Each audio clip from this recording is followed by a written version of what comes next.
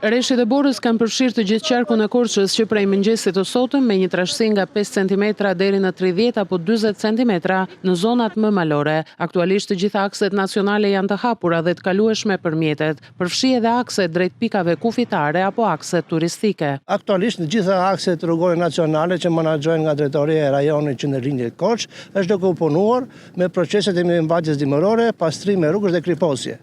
Kemi aktualisht 8 kontrata që mbulojnë gjitha akset tona rrugore, në të cilën janë të shpërndarë rreth 32 mite borë pastruese.